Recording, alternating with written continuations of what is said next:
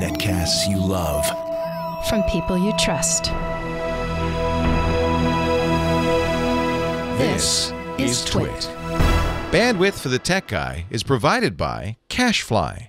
CacheFly.com. Hi, this is Leo Laporte, and this is my Tech Guy podcast. This show originally aired on the Premier Networks on Sunday, July 12th, 2015. Enjoy. The Tech Guy podcast is brought to you by Gazelle, the fast and simple way to sell your used gadgets. Find out what your used iPhone, iPad, or other Apple product is worth at Gazelle.com. And by Blue Apron. Blue Apron will send all the ingredients to cook fresh, delicious meals with simple step-by-step instructions right to your door. See what's on the menu this week and get your first 2 meals free by going to blueapron.com/twit. That's blueapron.com/twit. Hey, how are you today? Leo Laporte here, the Tech Guy. Time to talk computers, the internet, home theater, digital photography, smartphones, smartwatches, all that jazz. Taking your calls, answering your questions. We've got Chris Marquardt, our photo guy, coming up next hour. Not quite ready for a review. I think maybe next week we'll review some of the submissions, and I will have taken some on my trip. You know, I went to Europe, took a little river cruise, and before I go, whenever I'm traveling, especially overseas, I always, you always have to look up what's the power situation and so forth, and bring the adapters you need. But one thing was a little easier this time, and I'm excited about it. My wife's computer and my computer, we both have MacBooks. I also have a Chromebook Pixel.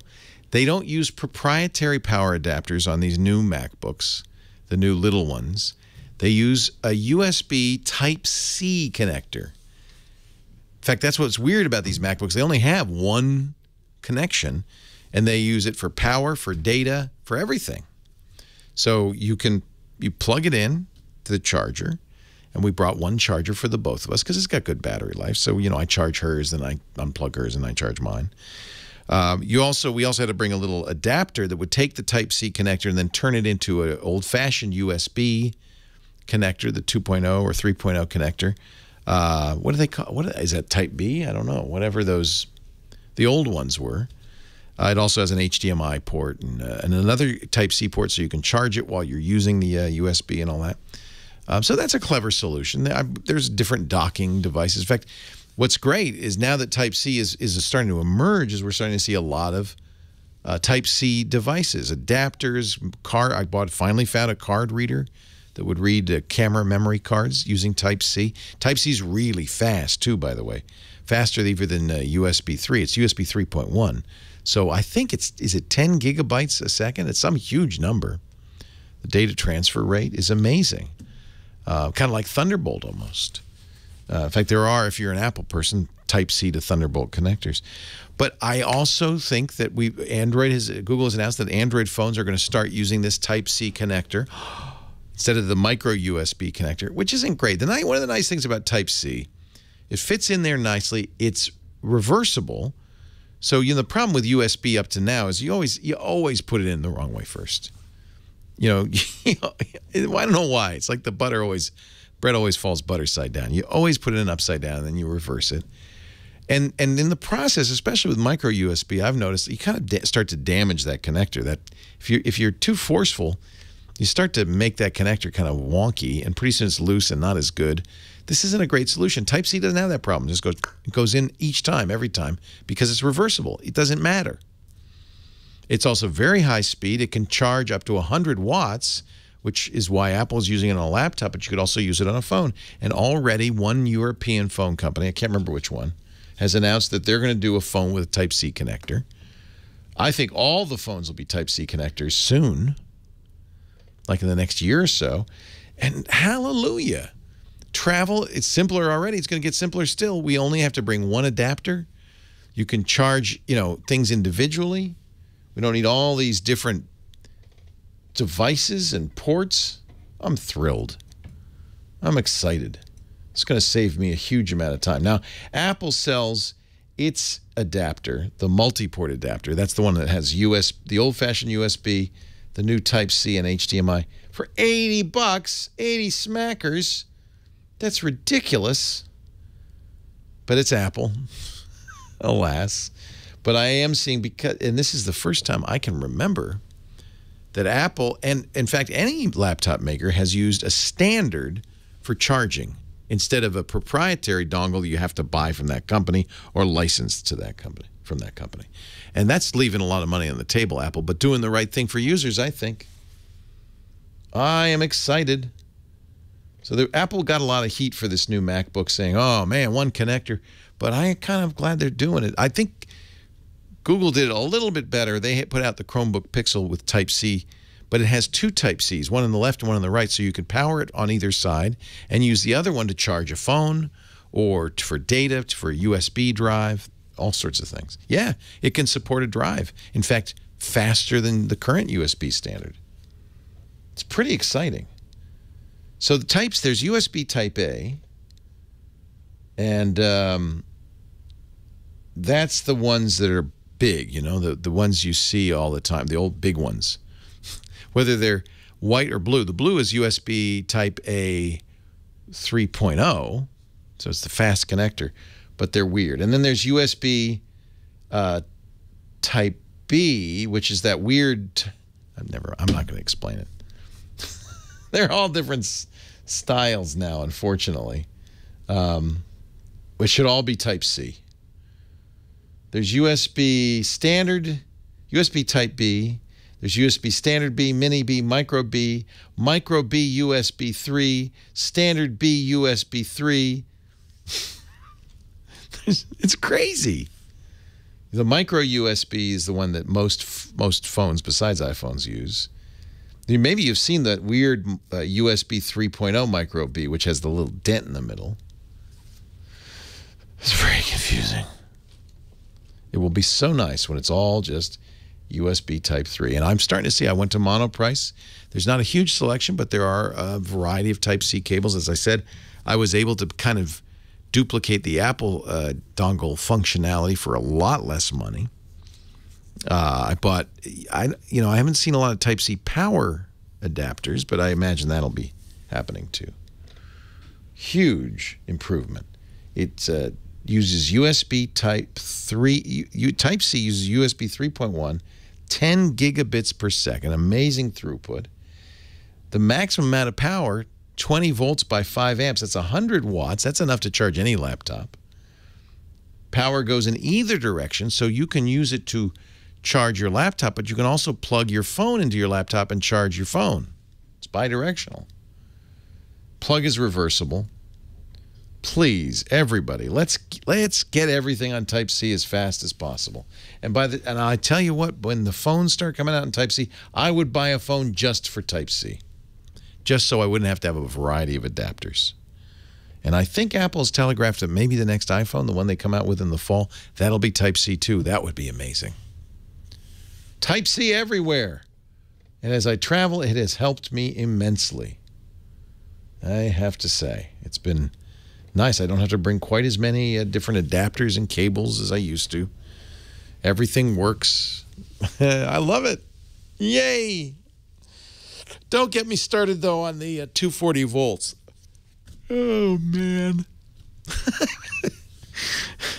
Let's put it this way. They know me all across Europe as the fuse blower. My advice to you, if you're going to travel, look carefully. It's fine print. You might have to get a magnifying glass, but every device that plugs into a wall will have on it the rating, the power rating for input and for output. And you want to, before you use it in Europe, you want to make sure the input will support not just 110, which is what we use in the States, but 240 or even 250.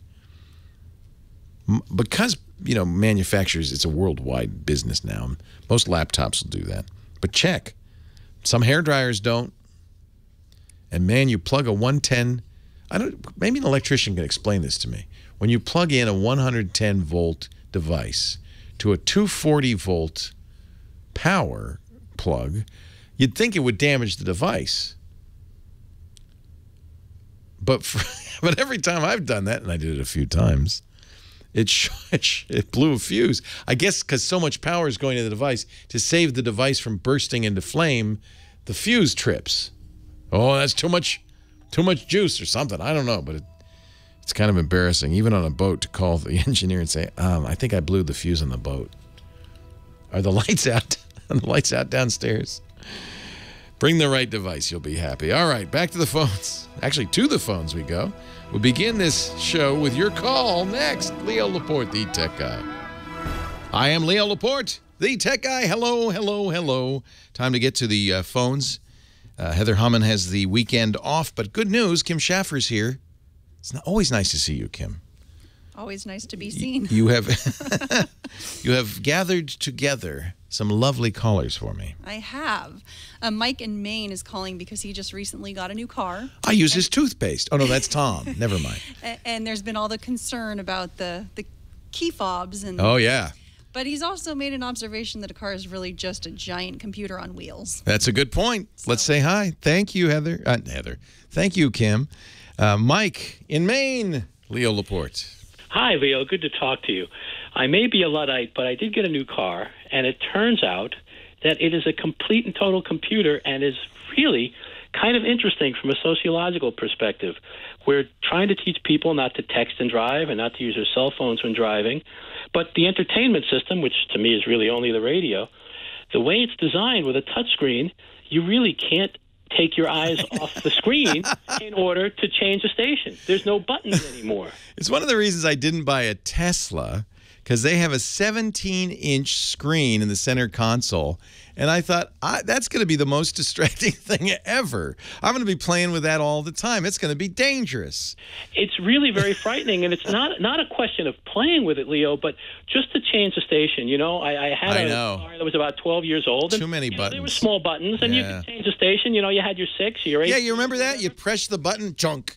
It would go to that station, chunk. And you could feel it just by looking. Yeah. But with this, I've got to look at the screen. But not only do I have to look at the screen, but I have to take all my eyes off the road to make sure that my eye-hand coordination is complete, because if I touch the wrong button, then it brings it back. And the people that design this are not people that are driving. And this particular car, and I don't know if you want me to mention the name. Sure. Who is it?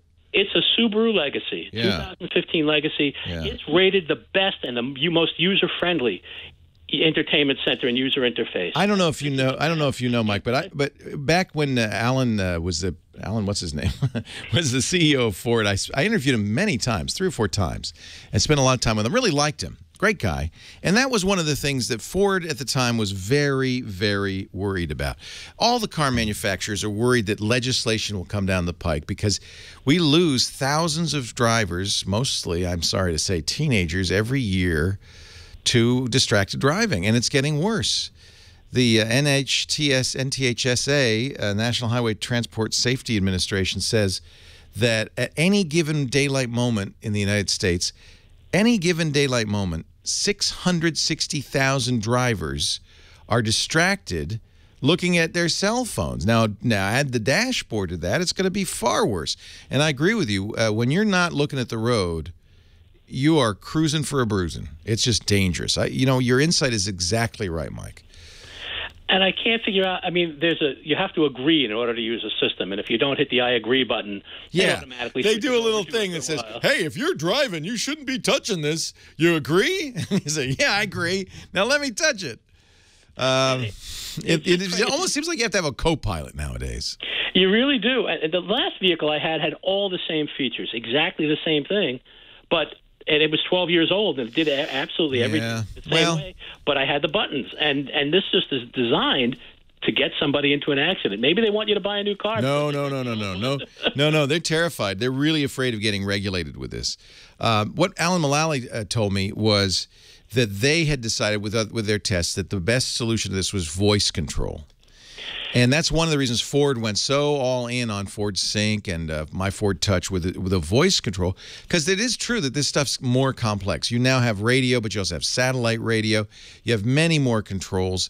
And so it is true that they want to have more. They know people You know, they know people want to be able to read their Facebook while they're driving or hear tweets or hear text messages. They know that that's what the customer is asking for. So they're kind of caught between a rock and a hard place. The customer demands this. Government will absolutely crack down on them, probably will anyway. And they don't want people to lose their lives because they're distracted. So they're looking for solutions. Voice is one of them. Both Apple and Google have now in-car solutions. This year, Hyundai's Sonatas will have the Google CarPlay, or whatever Google calls it. It's confusing. Apple has their own name for it, too. The idea there is you bring your smartphone into the car and connect it, and the screen on the car is now driven by the smartphone. That's going to make it worse, isn't it? Well, it might. This has voice control on it, but you got to learn all their special commands and everything to make it work. But what's interesting is in terms of the design, and if it was set up as Android, so at least it was the same kind of thing, you know, you're touching the same things that you see on your phone or on your pad or smart pad or whatever it happens to be, that would be great. But it's its own system, and it's unique to itself, so you have to try to learn it as you go on. I know. You need a manual. And I read the manual, all 1,000 pages of it. I know. It doesn't make any difference. Well, customers demand it. I think it's one of the things that's driving us towards this self-driving car future is humans just can't be trusted at the wheel. You know, there's this larger issue. You know, we were talking about the risks of key fobs and everything.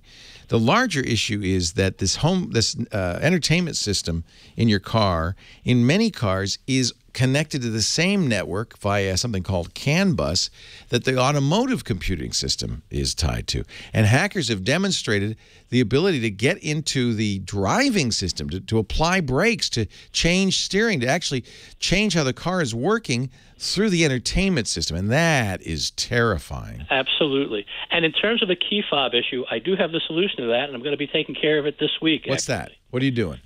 I'm putting in an alarm system that's going to have a separate key fob on it that's not set up like this one. That's a good idea. But that's what I'm doing. It's going to be a remote start and an alarm system, and that's the only way that you can handle it. It's kind of sad that you have to do that in a brand new car. Yep. But that will solve it. It absolutely will. Yeah. Can I say one more thing before I go? I don't know if it's allowed or not, and you can always cut it out, I suppose. Sure, Mike. One of the podcasts that I always listen to and has a pilot on it that I'm in touch with, and he recognizes my voice. The last time I was on the air with you, I got a text message saying, "Hey, I heard you on there, and I just want to give a shout-out to Captain Jeff." We have a lot of pilots listening. I think there's a lot of downtime when you're up in the air. Well, Captain Jeff does a podcast called The Airline Pilot Guy, about 2.5 hours every week. It's a fabulous show. I sometimes contribute to it as I do the Airplane Geeks. Neat, Mike. I will listen. Also, the Airplane Geeks podcast. Max Flight from there is also a regular listener. So hello to him. Are you a pilot, Mike, or do you work in? I'm not a pilot, but I am an airplane geek, and I'm a little bit of a writer and do some contributions to those shows, writing stories and memoirs. Well, unofficially, you've become kind of a contributor to this show, and I thank you. You always bring up thought-provoking, interesting stuff, so I thank you. Thank you very much, Leo. Have a great vacation when you go. I will. Thank you. And I'll use your toothpaste, Mike's of Maine. No, I'm sorry. I shouldn't make that joke twice. It's bad the first time.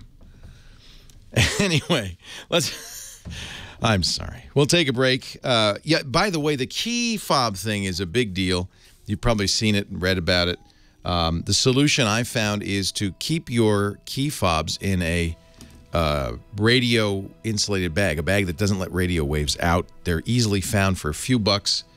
And when you do that, nobody can take advantage of you because they can't see the key fob. And then, of course, you take it out when you want to get in the car. Leo Laporte, the tech guy. Our show today, our podcast today, brought to you by Gazelle. And that's really appropriate because anybody who listens to this show probably kind of buys a gadget or two from time to time. You may wonder, what do I do with the old gadgets? Well, I hope you're not throwing them in a drawer. That'd be like taking $100 bills and just tossing them aside, letting them gather dust. Gazelle will buy your old iPhone, iPad, even if it's broken, Samsung phone, BlackBerry, Nokia, anything. They'll buy tablets, Kindles, Samsung tablets, Google tablets. They'll even buy the old Surface tablets. And they'll give you good money, cash, check, PayPal credit, or If you prefer, you can also get an Amazon gift card, and they'll bump that by 5%. If you forget to wipe your data, don't worry. They will wipe it for you. The best part is you can get that quote, find out what it's worth right now at no cost, no obligation to you at Gazelle.com. It's locked in for 30 days. So get the quote now, even if you're not sure you're going to sell it, because one thing I can promise, it's not getting more valuable. Gazelle, Gazelle.com. You can also buy certified pre-owned iPhones, Samsung Galaxy phones, and iPads right from Gazelle. So if you've lost or broken your phone, this would be a great replacement. If your kids, you know how kids are, don't spend top dollar to replace their old phone. Go to Gazelle. Gazelle stuff is in 2 conditions, certified like new. Basically, that's something that was never or hardly ever used. Or certified good, those are devices like, most of mine that show a little sign of wear, but they're perfectly good. In fact, Gazelle guarantees it. They put everything they sell through their 30-point inspection to make sure they're fully functional. You also have a 30-day risk-free return, so you're never at risk. You got to be happy. Gazelle wants to make sure you're happy. Whether it's buying or selling, this is the place to go. It's kind of a gadget enabler. I don't know if they would like me to call them that, but that's exactly what they are. Gazelle. What's your old iPhone worth? Take a minute. Go to Gazelle.com and find out today. We thank them so much for supporting the Tech Guy podcast. Leo Laporte, the Tech Guy. We're talking high tech. Our next caller is from Ridgecrest, California. Mo's on the line. Hi, Mo. Hi, Leo. How's it going? It's great. Welcome. Got a quick question. I'm going to be traveling internationally in a few months. Me too. And right now, I know. You're going to Budapest. I'm going to India. Oh, Same nice. General area. Same general area, huh? I've always wanted to go to India. I'm dying to go. That's definitely on my list. One word of advice, don't go now. Why not? Too hot. Too hot. Okay. Yes, I'll wait. People are dying. Yeah, I saw that like it's 109 degrees in Calcutta and just awful. Yeah, New Delhi, my relatives live there. They told me it's like 120 degrees, something like that. A few years ago. Terrible. Yeah, too hot. We're trying to go in about November, December time frame when it's a lot cooler. Is that the time to go? Okay. That would be the perfect time. We're going spring. Yeah. Otherwise it's too hot, or then it's monsoon season, then it's too wet. So. Oh, either way. The earth gets us in many, many ways. Anyway, what can I do for you? Yep. So we're going to be going, and right now I have Verizon, and so I was wondering if I can take my phone. And I talked to Verizon, and they really haven't been helpful. Sounds like they have a couple of plans, but they're so expensive, it just doesn't make sense to get them. Verizon is not the choice for the international traveler, that's for sure. Yeah. Yeah, so I'm just wondering, are there other options out there that can potentially help me, so I can take a phone with me and I can make calls instead of just... So here's Verizon's gotten better, by the way. For a long time, Verizon only used a technology called CDMA that is not widely used globally. Almost everywhere in the world uses GSM or used GSM, right? So that phone just wouldn't work. Verizon had a handful of what they called global phones or world phones that would. But now it's changed because Verizon has moved to LTE, as everybody is. And that means that the Verizon phone may work in India. What you're going to have to do is check the frequencies. I use, for instance, Verizon won't tell you this. It's one of the reasons they're not helpful. The FCC required them in a consent decree to not lock the SIM slots on their new phones, their LTE phones.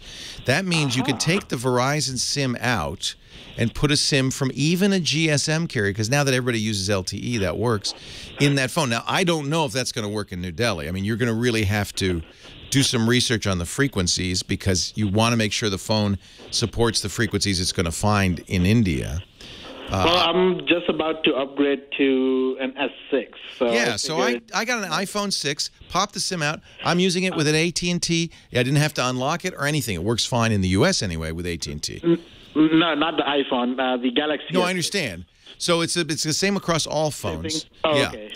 The other thing you can do sometimes is say, can you unlock this? And if you're in good standing nowadays, most phone companies will unlock it. AT&T certainly will. I don't know about Verizon. But that's not really the issue as much as, first of all, where you're going, do they have LTE? Don't know. Only in major metropolitan areas, Exactly. I think. Exactly. So you have to check to make sure that you're going to be able to use it. Probably your better bet would be when you get to India to get a cheap phone, a cheap GSM-compatible phone, and a local SIM card. And then you'll be able to work fine, obviously. You'll have an Indian number, not an American number. But you can always forward your American number to your Indian number if you want. That works pretty well. That way, if you don't want to get phone calls anyway from the States, but for emergencies, people can still reach you, for instance. Well, my reason was because I still need to be getting connected back to work. So you want data? Probably not data. Even if I can just talk to. Well, as long as they're willing to pay the international roaming fees, okay. Yeah. I mean, there is a great. Go ahead. Yeah, but if they can forward, like you said, I didn't even know about that. Yeah. You just if they can. If Verizon can forward my calls, they will. That still works for me. Yeah, you can do it yourself on your phone. You just go into the section where it says forwarding and enter your new Indian number. You'll be paying twice, remember, because you're going to be paying for the Verizon phone to call the Indian number, and then so it does become international. Oh yeah, it's an international call. That's right. Yeah. How about getting a Google Voice number? Then will that work? It works in some nations, not all. I don't know if it works in India. So but there are other solutions besides Google Voice. I would bet that when you're at home and at work, you'll have Wi-Fi, which means you can use Skype and other solutions to make those phone calls. Yep. That'll work a lot better. In fact, in general, what I tell travelers is use Wi-Fi whenever possible. Because Wi-Fi now is ubiquitous. There's always a coffee shop, an internet cafe. So it's much more ubiquitous than it used to be, and that's really good news. It means that if you schedule your calls back to work, you can make sure you're somewhere where you can use Skype to make that call. You might want to set up some calling minutes on Skype. Since Microsoft bought them, I think they've changed the plans. When my daughter went to France, we spent $90 for a year of Skype out, which means she could call any phone in the U.S. for free from France. That was marvelous. That was really useful. So look at this. Skype will give you a phone number. Skype will also let you call outbound to regular phones, but you have to pay. It's not hugely expensive. It's a lot less than paying the international tariffs. Data from Verizon is ridiculous. It's outrageous. They're the most expensive of all the U.S. carriers when it comes to international data. So I wouldn't recommend it. T-Mobile now offers unlimited international data at a slow speed, at a 2G speed. In most countries, I don't know, you'd have to check which countries it supports, see if it's where you're going. But that's another good choice. Now when I travel, I bring T-Mobile with me because I can always at least get free international texting and 2G data, which is better than nothing, and the price is right. But I think the best thing, there's a great website I'm going to recommend, I do all the time, called prepaidwithdata.wikia.com. Just Google prepaid with data. It'll tell you a little bit about, what data plans, what SIM cards are available in the areas you're going. And in India, there's a lot of carriers, so you're going to want to get the carriers that are best for where you're going to be. Yeah, a lot of competition there. So that's right. I mean, in a way, this is good. 4G everywhere. Yeah, in a way, this is good because competition means you're going to have lots of choice. That's true. But I wish there was some way you could test this Verizon phone with a SIM before you go. There really isn't. I mean, you could I know it works in the U.S., so maybe a little research to see what frequencies the S6 uses in the U.S. and then what frequencies you'd need to do it in India. That would help, certainly. It would give you some basis. Okay. I love my S6. Very happy with it. It's a great phone. I'm looking forward to traveling with it. And you probably could put a T-Mobile. That might be one thing to do is just buy a T-Mobile SIM and put it in there. As long as again, it's the bands, it's the radio bands. You gotta make sure those work. All right. Yep. Safe travels. Have fun. Oh, appreciate it. Anybody traveling with a toddler has my deepest respect. Oh, you can hear him. Huh? That'll be fun. Is this his first time to India? Oh, it is going to be, yeah. It's going to be a fun trip. Yeah, he's 2 years old and boy. full of energy and in that metal tube. Yeah, it's going to be... How long's the flight? How many hours is the flight? There is no direct flight, so with stopover and stuff, usually 22 to 24 hours. Oh, a 2-year-old in a metal tube for 22 hours. Your worst nightmare. Hey, have a great time, Mo. It's great to talk to you. Have fun. This is a great question we get all the time, and it's getting simpler. Europe now has adopted roaming across all of the EU, so that's great because that means you can buy a SIM card in one country in the EU and go anywhere. You know, we're slowly making progress. It's kind of amazing. I mean, you could be connected anywhere almost. It's really remarkable. Leo Laporte, the tech guy. More of your calls coming up right after this. Leo Laporte here, the tech guy, talking high tech. Let's go back to the phones. Greg is on the line from Camarillo. Hello, Greg. Hey, Leo. How's it going? I'm well. How are you? Doing good, doing good. Hey, I was thinking about looking into smart sprinkler controllers. Oh. And I'm looking at a few brands, and maybe you have some success or knowledge, or maybe some other ones, Ratio, Blossom, or Skydrop. And do you know anything about that? I don't. You know, I probably have one, but I don't know anything about it. We just put in new irrigation because California is drying up as we speak. So we took out all the lawns and got low water stuff. I'm sure you're doing something like that and put in low water irrigation. This is just another area of home automation I think is a great solution. I think we just put in something on timers, you know, just the old-fashioned way.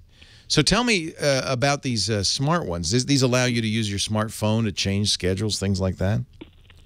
Yeah, use your smartphone, use computer interface, and, you know, it hooks up, obviously, to the Internet, which is great because it can actually look at, you know, history or if rain's in the forecast, it shuts it down. Oh, that's great.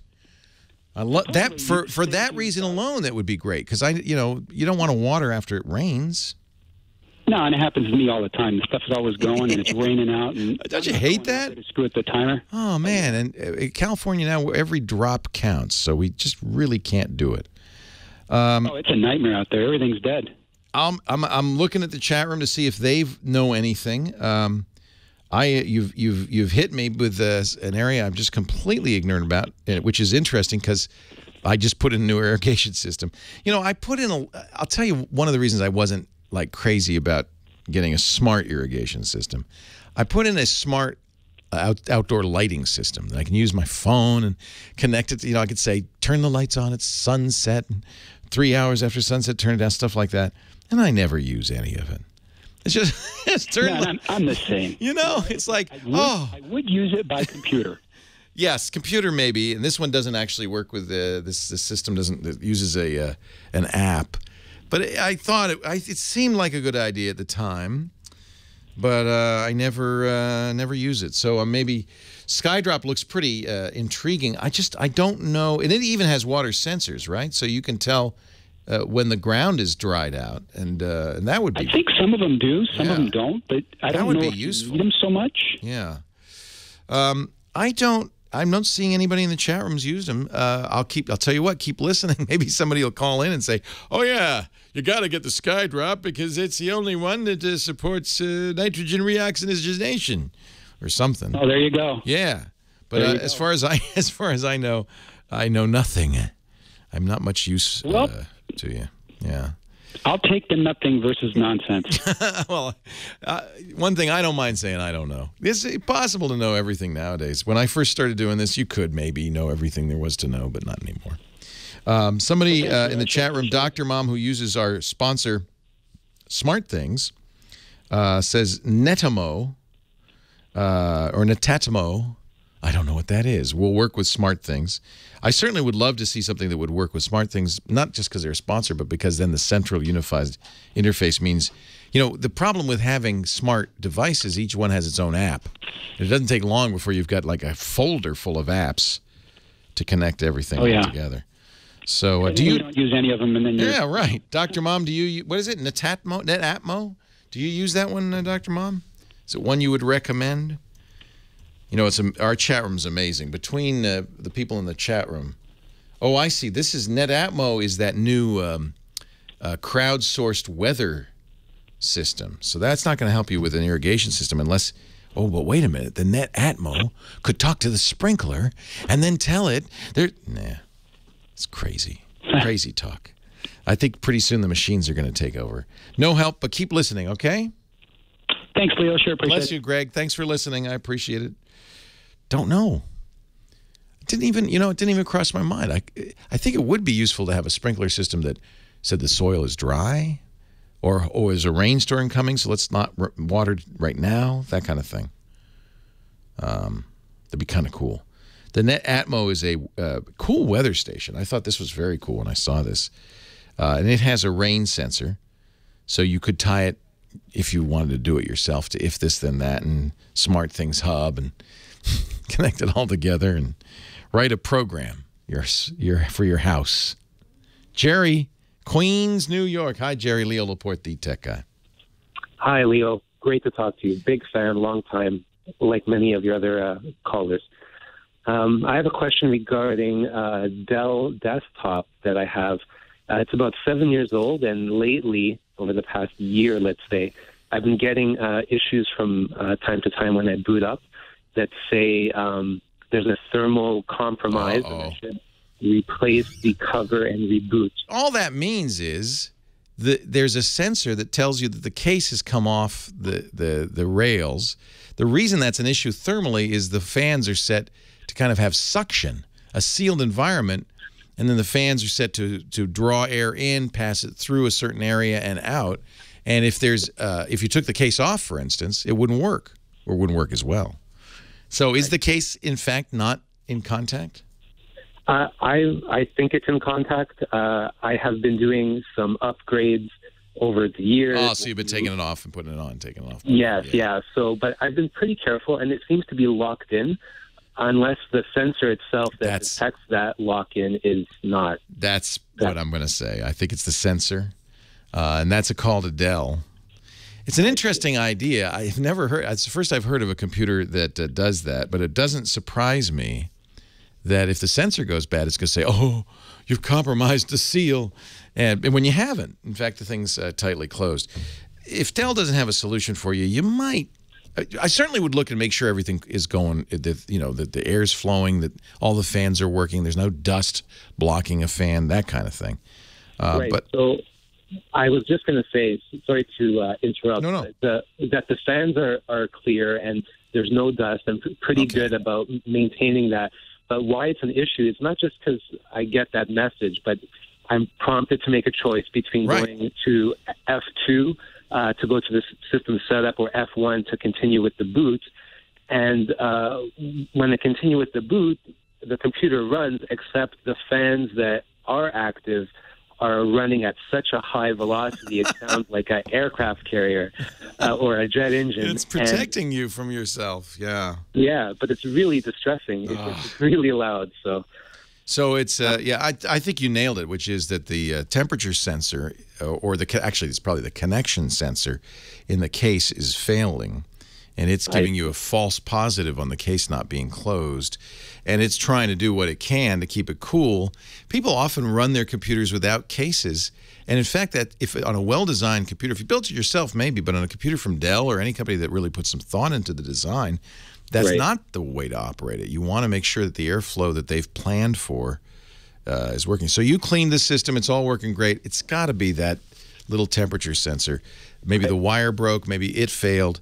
You could call Dell. They may have what I would look in BIOS setup for a way to disable that.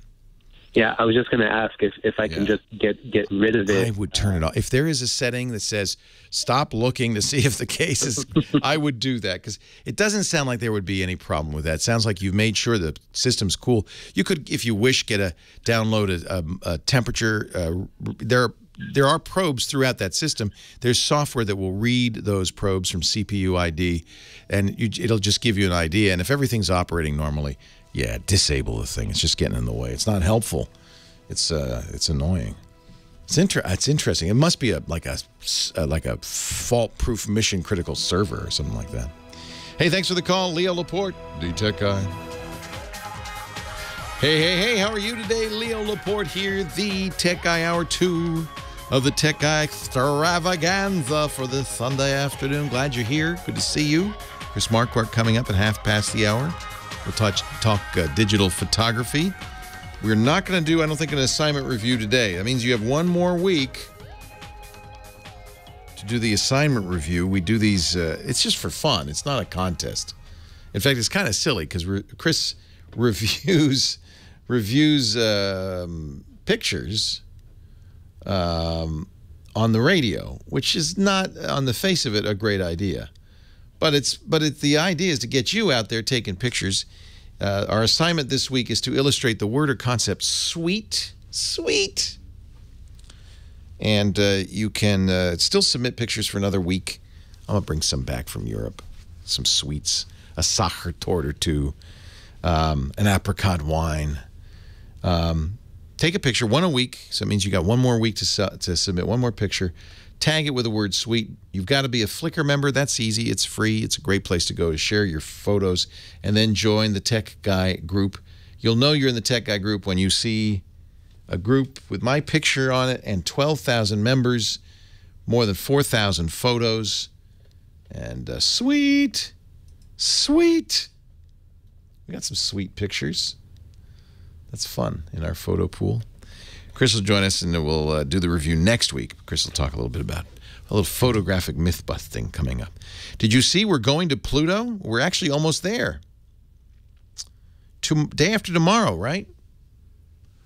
Wow. The New Horizons. This is a NASA mission to fly by Pluto. They're not going to land on Pluto, but they want to get pictures of Pluto and its moon Charon and send those back to Earth. Actually, New Horizons isn't done then. It's going to fly on into the Kuiper Belt, and it's going to take some pictures of, are those? Just debris floating around in the Kuiper Belt, I guess. The idea is they want to understand better global geology. They're looking to map the surface composition of Pluto, which is a dwarf planet. And Charon, Charon's its moon. Is it a dwarf moon? And they want to characterize I'm reading from the NASA page, the neutral atmosphere of Pluto and its escape rate. So that sounds like they want to land on Pluto and then get off of it. That the escape rate is how fast you have to go to get off. We don't even know that. We don't know what the atmosphere is there. So we want to figure it out. The other thing that's weird is that they want to study the time variability of Pluto's surface and atmosphere. Don't know what that means. These rocket scientists, they're so in a different world. Very exciting. If you want to know more, you can go to nasa.gov, look at the mission pages and the New Horizons mission. It's so cool. They launched, let's see. When did they launch New Horizons? It takes a while to get to Pluto. We're, as I speak, we're just 2 days from its closest approach to Pluto, which will be July 14th at 7:50 Eastern Time. When did they launch it? January 2006. So they launched it 9 years ago. It takes a long time. It's not like this thing is traveling slowly, too. It's going fast. There's a great page, too, if you want to find out. This is for, I think, a curriculum thing for schools. If you want to find out how bright it would be on Pluto at noon. Wait a minute. So you're going to find your Pluto time. Pluto orbits on the fringes of our solar system, I'm reading. Billions and billions of miles away. Sunlight is so much weaker there than it is on Earth, but it isn't completely dark. For just a moment at dawn and dusk each day, the illumination on Earth matches that of noon on Pluto. So when it's twilight or early morning here, it's going to be almost as bright as it is on Pluto. You want to know this is fun. This will give you an idea. The brightest it gets on Pluto. So then you'll know what it's like for the brightest. So I'm going to find my Pluto time. I'm in Los Angeles. And There we go. And take a photo during your local Pluto time. Take a photo, turn off your flash, include a landmark, and then share it. And so then there are pictures on the site. This is kind of cool, of people who have taken pictures of their Pluto time. Here's one from the Giants game in San Francisco. Or no, the Mets game. This is in New York. Mets versus Giants. Here's what it looks like at City Park during noon at Pluto. It's pretty dark, but it's not pitch black. You can kind of see. Here's a guy in the Colosseum in Rome. It's 8:49 p.m. last week, and that twilight. Wow, that's cool. 2 days we'll get our closest pictures ever of Pluto, and then it's on to the Kuiper Belt. What fun is that? I'm so glad we live in a time where NASA is not shrinking but growing, doing exciting, interesting research. It's not very expensive compared to the other things we do, and we learn so much about us and about our solar system and about the universe we live in. And now we're going to know enough so that if you decided you wanted to go to Pluto, you'd know how much fuel you had to leave so you could get back off. I'm looking to find an alien space station. And John says we're going to look closely, analyze those pictures in depth, because, you know, if you were an alien and you wanted to observe planet Earth, the best place to do would be land on the dark side of Pluto and just peek over at Earth. They'd never know you were there, except now we will. What do you think? Wouldn't that be cool if New Horizons discovered an alien space station on the backside of Pluto or Charon, the moon? I love this. I love this stuff. If you haven't visited NASA.gov lately, they have such great stuff. The countdown to the SpaceX resupply launch. They have countdowns all the time now. More information about New Horizons approaching Pluto. Pre-launch briefings for the upcoming space exploration. We live in interesting times, and I'm really glad to see. I grew up, watching, as I'm sure many of you did, watching the U.S. space effort to get to the moon. I don't really remember Mercury that well, but I remember Gemini and Apollo, watching those astronauts prepare. Never forget July 1969. What is that? 46 years ago, when we finally got to the moon. Who could forget that? And now we're off to farther and more distant planets. And maybe, I always say this, and I hope it's true, that there's a high school kid listening right now who will be the first person to walk on Mars. He's in college now. Okay.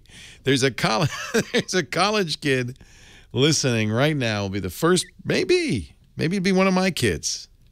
I think they would like to do that. I hope you would too. And it's good to teach the kids about this amazing universe of ours. NASA, NASA.gov. And in 2 days, wake them up at midnight. Say, actually, it's 11:30 a.m. Eastern time. So no, that's not so bad. Is that? Did I get that right? You can watch them land or go by. They're not going to land. They're just going to wave as they go by. The first close-up pictures of Pluto. Now, actually, I wonder how long it's going to take to get the pictures back. 2 hours? Yeah, that's not so bad. They have a Facebook page if you want to visit. Facebook.com/new.horizons1. I guess New Horizons was taken, but you can read all about it. Pretty cool. Pretty cool stuff. All right, enough space talk. Let's get back down to Earth and some special medals on your desk. We're going to talk high tech with you. Leo Laporte, the tech guy. Your call coming up next. I hope you're enjoying the Tech Guy Show, the podcast this one. From Big Nerd Ranch. I'm a big nerd. I may appear to be a big nerd on the radio, but when it comes to cooking, I'm quite the suave fella. I'm Rico Suave. That's right. That's because I know a fella called Blue Apron. You know about Blue Apron? Oh, I love Blue Apron. In fact, it's funny. We've been sending Blue Apron boxes to our hosts. They flip too. The idea is Blue Apron will send you all the ingredients to make a gourmet meal, plus a recipe card so you know exactly how to do it. They even have videos on the site. They'll step-by-step walk you through it, and half an hour later, you've made, something amazing, perfect for date night. What a way to impress somebody. Great for families, too. They have a family plan. And all of this is fresh. They're never frozen. They come in refrigerated boxes. You arrange the schedule so, you never have to leave a box on the doorstep. Exactly what you need, no more, no less, to make the recipe. So you never have leftover, parsley or something that you're not going to use. It's all perfectly proportioned. About 500 to 700 calories a serving, less than $10 a meal. And man, are they impressive. Go to blueapron.com/twit right now, and you could look at the menus for this week. Things like seared pork chops with roasted sweet potato salad and vegetable niçoise salad with Dijon tarragon dressing and farm eggs. That's 2 incredible meals, but you can pick what you like. They'll adjust it for dietary needs. We sent Mary Jo Foley's a vegetarian. We sent her a Blue Apron. She has a vegetarian box. You're going to love it. And they get their produce from local farms, so they're fresh, delicious. No trips to the grocery store, no wasted ingredients, and you will look like a master chef. I love Blue Apron. You will too. The Blue Apron Day is a big day at our house. We go, oh, what should we make today? Oh, should we make this? Oh, it's so much fun. Go to blueapron.com/twit. And we're going to get you your first 2 meals free so that, you could try it with no risk. blueapron.com/twit. Get 2 meals, cook them, then you tell me what you think. I think you're going to love it. blueapron.com/twit. And we thank them so much for their support of the Tech Guy Show. We appreciate it. Thank you, Blue Apron. Leo Laporte, the Tech Guy. Hour 2 of the Tech Guy Show continues with more calls. And from Ohio, Tom is on the line. Hi, Tom. Hey, Leo, how you doing out there in great. California? How are you doing in Ohio? Oh, we're just getting a little bit of rain today. And nice. We could, yeah, you guys could use that. We could use it. We're just talking about rain, yeah. What I'm thinking of is lost in translation, it seems like I get sometimes. I have friends that have Android phones, and I get pictures, they seem blurry. And movies, they seem like very low resolution. And is there something that when they're sent from iPhone to Android and vice versa that degrades or downgrades any of the quality? Yeah, certainly on the iPhone, when you send pictures, it will squeeze it down, especially for texting, to a lower quality, and that's not going to ever be the original. You've probably noticed when you send email on the iPhone with a picture attached, it'll say, well, what size do you want me to send this picture? And you do have the choice of original. You don't get that choice in texting, and I would guess that Android's doing the same thing, and that's just partly because some sizes you couldn't text at all. There are limits on how much data you could send over MMS. Right. So my suggestion is instead of sending files, there's no way to change that. It's doing what it needs to do to make sure it gets through that thin pipe. So if you still want to share high-quality pictures, that's why Instagram and social networks are taken off, is because it's you can share it by sharing a link instead of sharing the actual picture and put the picture somewhere. That's really the only fix that I know of. I don't know of a way to tell the text messaging program not to shrink the picture, not because it's going to do that. What do you know? What kind of Android phones? The one is 6, Galaxy 6, I think. Yeah, that's what I use, the Galaxy S6. I have never seen a warning even that we're going to downsample it. Yeah, because most of the time they'll tell you if you do emails, you can't send a video file. Yeah, email will tell you, right.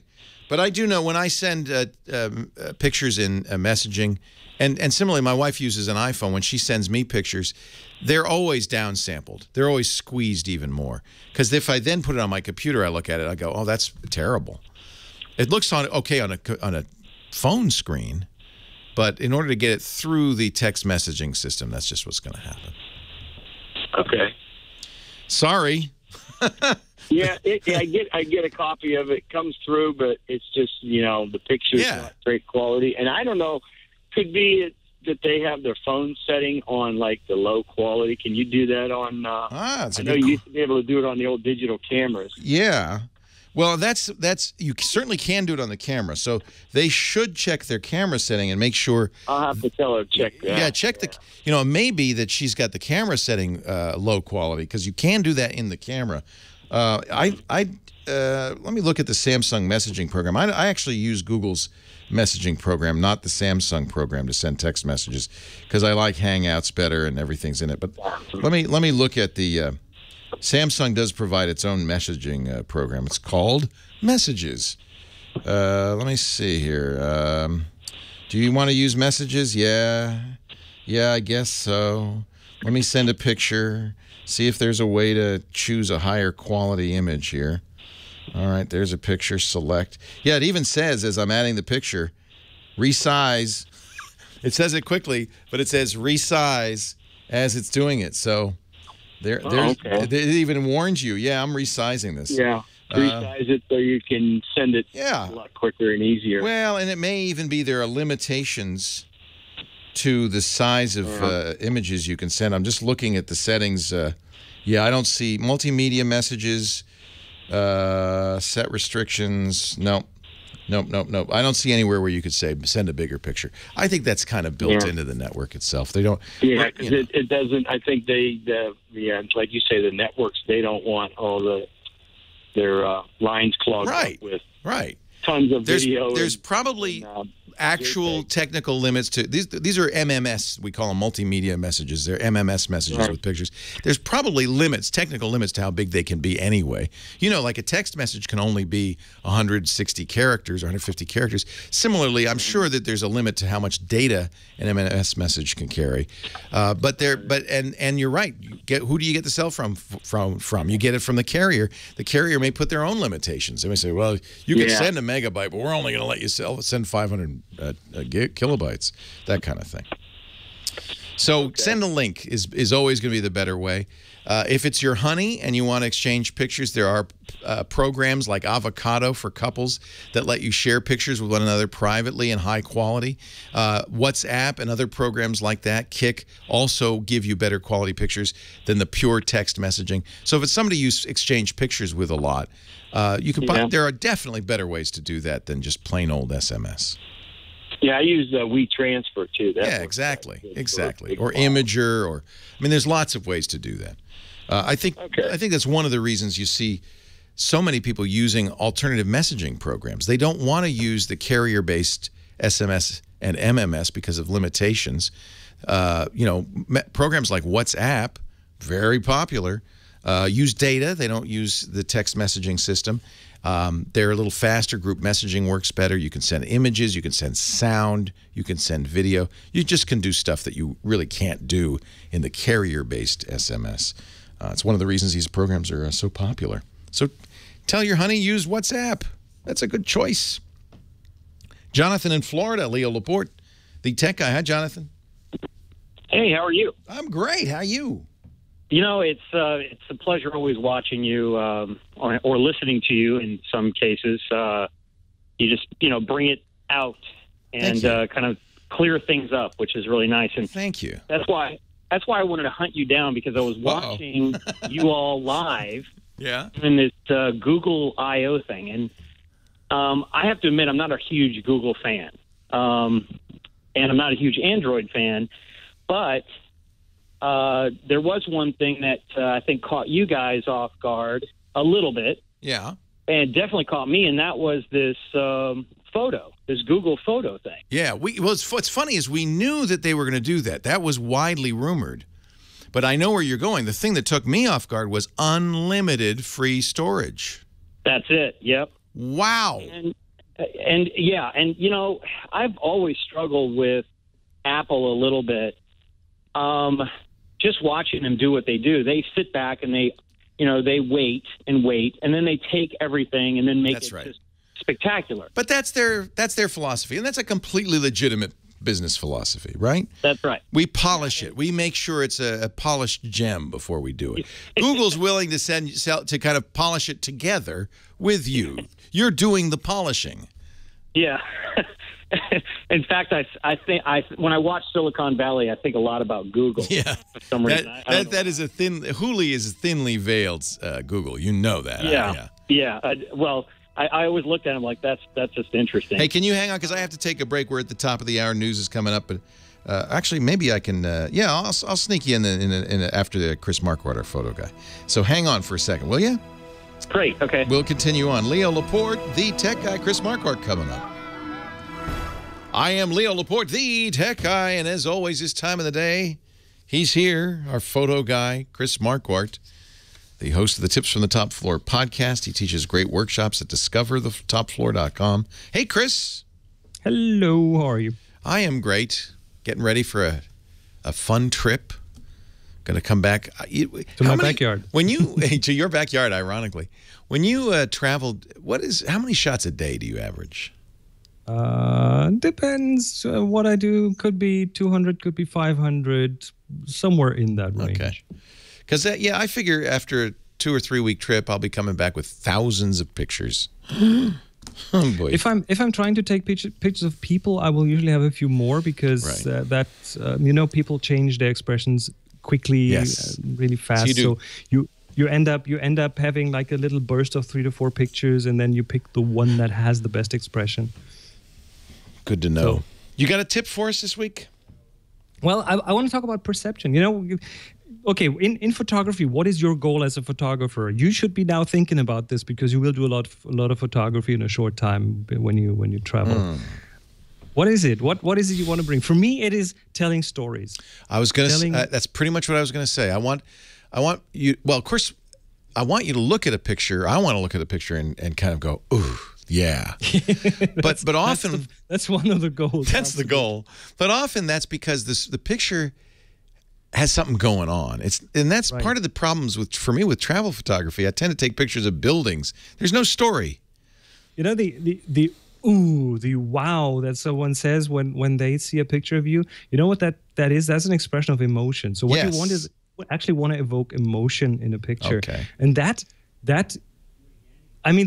depends. Perception, and that comes from perception. Perception depends on a lot of things, and especially it depends on what you have in your, I call it the backpack. You have this whole thing of your experiences in life and where you live, your culture you grew up in. Even your friends or your neighbors will see pictures with different eyes than you, and it just means that everyone kind of has that thing that makes them look at photography different. But there are a few things that are common to photography, and that are the things that you can use as a photographer to kind of manage the attention that someone gives different parts of your picture. I like that. You're an attention manager. Where does the attention of the recipient go? Where do they look? And even more, what do they think or what do they feel when viewing your photos? There is no. Yes, everyone wants this super simple recipe. There is no recipe. But there are a few things that as soon as you know how perception works, you can actually achieve a lot of that. You can control where people look in your picture. And if you know the cultural background of the recipient, you'll be much better at taking the picture that will evoke some emotion in them. But here are 3 things that you can do. I call them the 3 hierarchies. If you want to make sure someone looks at a certain spot in a picture, there is the contrast hierarchy. Bright things are more attractive than dark things. We're like magpies. We go right to the bright thing. Yeah. We are moths. We straight to the light. So same with high contrast and low contrast. Zebra stripes will get more attention than like a uniformly gray wall, for example. Yes, so that's of course. The contrast hierarchy. Bright spots in a picture will always get attention. So if you have something that's important in the picture and you want the viewer to look at, a bright spot is a good idea to have somewhere in that area, or maybe the subject itself is a bright thing in front of something dark. So that's the first hierarchy, the contrast hierarchy. Okay, I'm making notes. Second hierarchy is the color hierarchy, because warm colors will always trump cool colors. If you have a red spot in the midst of a sea of green, that red spot will get all the attention. That's the red spot. Exactly. I'm wearing a red nose. That works. Look where I'm looking right now. Guess where I'm looking? I'm not looking at the green wall behind you. I'm looking at the red nose. There you go.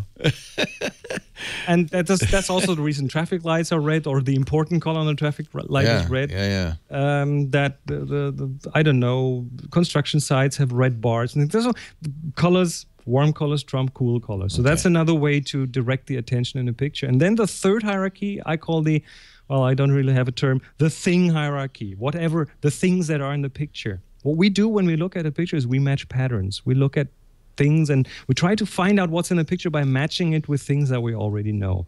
And some of those things are really high on the list. For example, eyes. You look into someone's eyes. When you see a person on a picture, their eyes are central in the picture. Second is just the human shape in general. That's something we can really relate to. So again, that's a very strong pattern match for us. So if we have a person in the picture, that's why pictures of people work really well, because we have something that we can relate to. It's also harder to take them because people usually tend to not like their picture being taken. So there's one of the issues lies, you know, you have to work hard to get those pictures, but then they will be so much better with people in them. And then in general, living beings in pictures are great to have. They will usually trump non-living beings, just architecture, just landscape. So yeah, I like to take architecture and landscape, but it rarely grabs me in the way that people pictures do. Or, you know, although I've had some great results, say taking pictures of a long column. If there's a person at the end of, you know, like a long hall, if there's a person at the end of the hall, so much more dramatic than if it's just an empty hall. All of a sudden it pops, yeah. Yeah. So here I have an assignment for you. Now that you are on your way to Germany, yes, I want you to bring home 3 pictures of strangers. Okay, this is a challenge. 3 pictures of German strangers. Yes. I'm going to meet some Austrians and some Hungarians too. Oh, that counts too. Okay, and maybe 1 or 2 people from Holland. We're not there very long, but some strangers, some people from the countries I'm visiting. Yes, exactly. You do such a good job. We talked last week about tfttf.ef because those pictures, unbelievable. tfttf.com/ef. And yeah, you got the pictures of the tea fields, and but boy, the pictures of the people every time, they get me every time. Yeah. You're still selling the benefit for Nepal, the pictures you have from Nepal? We're still doing this tfttf.com/fundraiser, which actually I was in Kathmandu on the way back.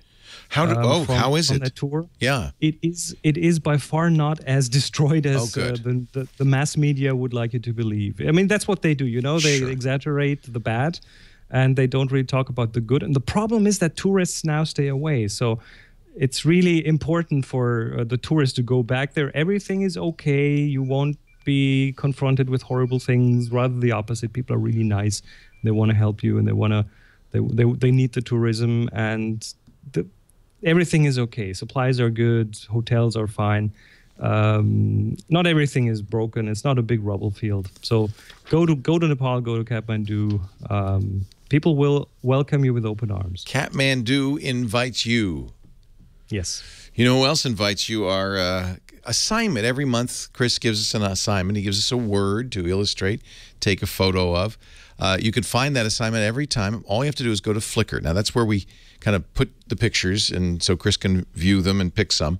Flickr.com. It's free to join. It's a Yahoo site. It's a great deal. They give you a terabyte of storage. There's a lot of photographers there. It's easy to get comments and suggestions for your photography. If you do go to Flickr.com, go to the Tech Guy group, and you'll know it because it's huge. Thousands of pictures, tens of thousands of members. There's a shining picture of my face on that. Join the Tech Guy group. Again, that's free to do. And then Renee Silverman has posted the current assignment there, and you can see what the word of the week or the word of the month is.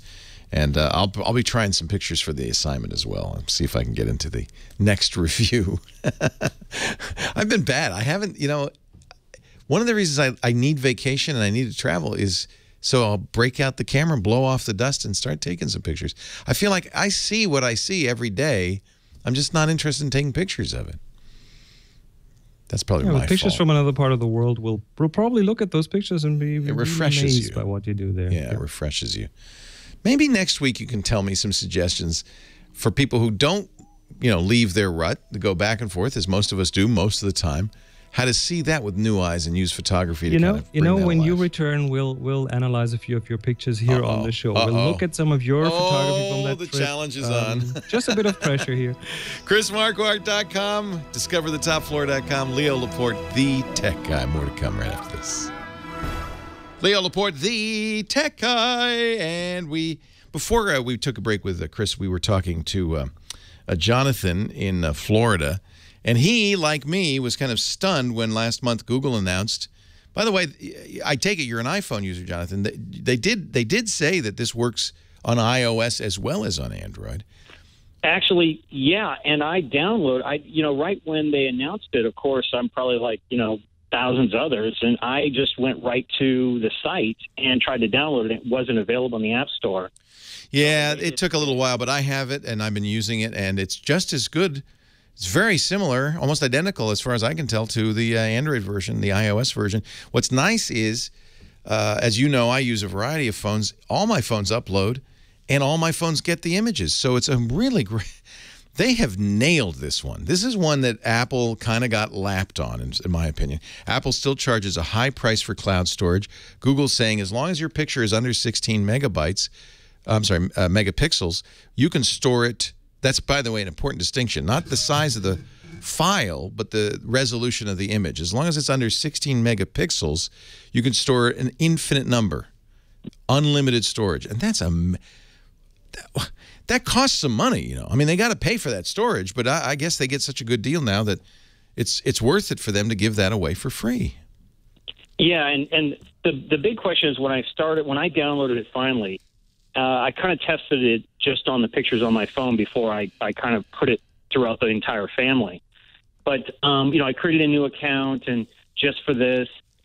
And then I select. Now, what I was a little disappointed was, and this is where the bait and switch kind of thing felt like. And that was, yes, it is unlimited, but not in full quality. Not for your originals, yeah. So if you're storing originals that are higher than 16 megapixels, that counts against the storage you've purchased from Google. Google, by the way, is still a lot cheaper than Apple, but you still have to buy that storage. Or if you want to store your raw images, if you're a serious photographer and you don't take JPEGs, you take RAW, they'll store those as well, but you'll pay for it.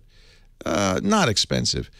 The question is, how madly do they degrade the photo? So let's say, and this is I don't know the answer to this. Let's say your camera phone is, well, you have an iPhone, right? So it's 8 megapixels. Yeah. So that's well under 16. The question is, do they further degrade the photo? Do they compress it down more? The answer... Yeah, like when you save like a JPEG, is that what you're saying? Like when you save like a JPEG, do they lower the quality? Right. Yeah, or percentage. And that's been my big question. Well, here's my understanding, and this is going to take some time for us to suss out. My understanding is they do, but they do use their own compression technology. It is not necessarily taking the slider on JPEG and turning it down to 50%. In fact, I'm told by photographers they have an excellent compression scheme. Facebook does this too, right? Facebook, by the way, does not do a very good job of it. I never would store originals on Facebook because they get so squeezed. But I've been using Google's Photos for a long time, and I just uploaded, after they announced this, all of my images, everything I've ever taken, well over 30, almost 40,000 images, and they look great. And when I re-download them, they're pretty good. I don't notice. I'll have to look really closely, but I don't think there's much to dislike. So, yeah, your iPhone photos I think are going to look as good. Okay, and I uploaded some videos too, and I noticed that they use when you play them back on the web, which by the way, the share feature is just off the hook. Oh yeah, you just send a link to someone, and that's just awesome. Yeah. And it's interesting when you send a video with that link, a private YouTube video player pops up in HTML5. Isn't that slick? That is kind of interesting how they're doing that, I have to say. I shot my 5-year-old's graduation out of pre-K and sent it around to the family. It was easier, I have to say, than using iCloud. I mean, I just was blown away on how easy this was. Which basically, hopefully, in the next, I don't know when it is, the WW, what is it, DC or whatever it is, from Apple, I hope they come out with an answer to this, because it's going to frustrate me having my entire ecosystem set up. And that's the reason why I went to Apple, because stopped. I didn't want to waste my life with Microsoft anymore. Yeah. And, in some ways, they have an answer. Heterogeneity of your data is not a bad thing. You don't want to put all your eggs in one basket. The nice thing about Google is it doesn't have to be your primary storage. Because it's free, just turn it on. Continue to use iCloud. Continue to use Apple's Photos. I'm sure Apple will do as best they can to keep up, although this is a kind of out of left field. I mean, I don't know how much I don't know how much they knew what Google was planning. Although it's been pretty obvious that cloud storage costs have been plummeting. Flickr offers you a terabyte for free, and a terabyte is probably equivalent to unlimited for most people. If you have Microsoft Office, if you have a subscription to Office 365, OneDrive is unlimited. So the idea of unlimited cloud storage is not completely out of left field. Apple's, seen this coming. I don't think they can afford or would like to offer it for free, because I think Apple knows that people like you will continue to pay them. Their customers are willing to pay for the Apple experience. But this is a shot from Google, and it's a shot that Apple. I had to think that Apple was thinking about this when it happened, and went, "Oh, they're watching," and go, "We thought this might happen, but now we've really got to address it." And for Google to name it Photos, which is exactly the name, generic though it might be, the name that Apple used for its app on the iPhone, the iPad, and on the desktop, that's Google saying, "Hey, we got Photos," and it's a little confusing. Yeah. And I think Google wants to play in that confusion and say, look, our photos are better than their photos. And I think at this point, they have a very strong argument. Now, one of the things you can do with Apple's Photos that you can't currently do with Google's Photos is make printed albums, calendars, posters, that kind of thing. Apple does that very well, and that's built in. On the other hand, Google has some pretty nice features for automatically animating, making movies, making collections.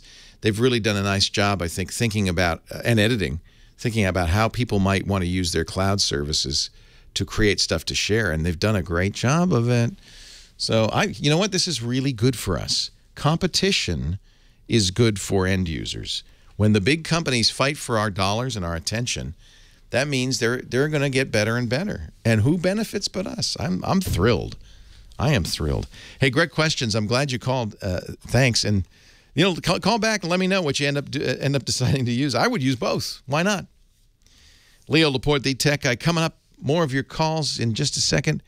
We're going to find out about Zach in Louisville, who unfortunately lost some videos.